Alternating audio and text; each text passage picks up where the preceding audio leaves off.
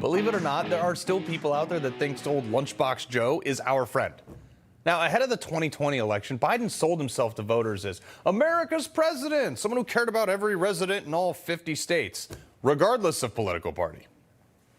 Look, I'm running as a proud Democrat, but I will govern as an American president. That's the job of a president, the duty to represent everyone. Everyone. That aged almost as bad as he did.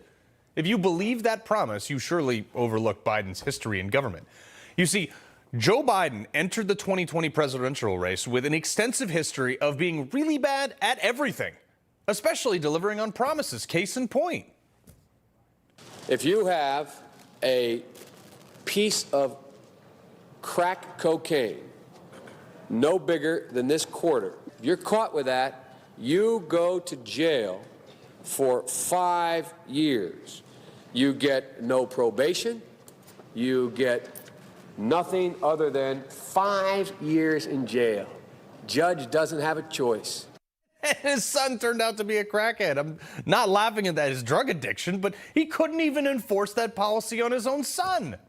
Joe Biden is a lifelong politician who has never held a private sector job outside of when he talked about his hairy legs as a lifeguard. This man has made a career out of using the government as a shield. He's hiding behind the perception of these outlandish claims, too. Biden surrogates continue to sell the guy as this considerate, caring, or all-around good person, which can't be an easy job. Look at these headlines. He treats his people like absolute trash. He is horrible to his staff. But yesterday, he continued his reign as the least passionate human ever, visiting the devastation in Maui. Now, nearly 1,000 missing people, over 100 confirmed dead at this point. This is a really big deal. But who better to swoop in and answer the call? Joe Biden, right? Now, unlike the toxic train derailment in East Palestine, where nobody died or was immediately killed, at least, this represented a perfect PR moment for Joe. See, Hawaii is composed almost exclusively of elected Democrats, yet he still managed to mess it up. He was getting the middle finger while they were driving in. As he was speaking to a group of survivors, Biden, of course, made the situation about himself.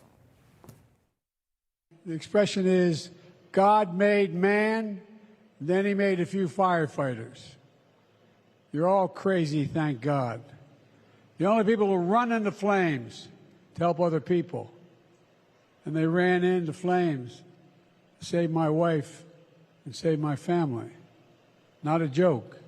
Anytime he says not a joke, you know it's a lie.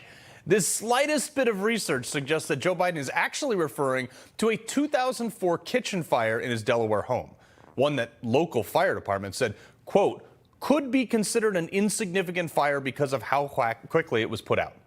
It's unreal. Everything about this trip was classic Biden. His people set up a podium in the middle of the rubble, a podium. And he gave a speech about the devastation. He shook some hands. He posed for a couple pictures and then basically turned around and went back on vacation.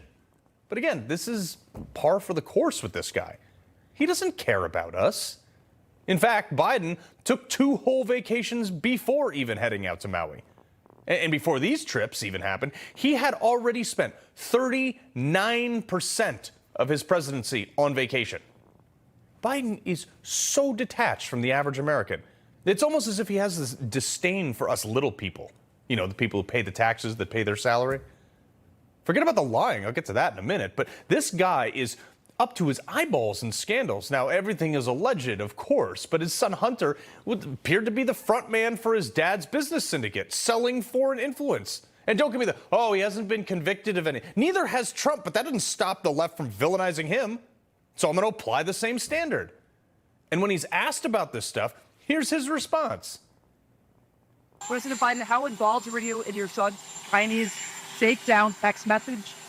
Were you sitting there? Were you involved? No, I wasn't. And I don't know. Were you? No. No. But this lashing out is not new. He's been doing this for years, even before he was senile. The reason I'm running is because I've been around a long time and I know more than most people know.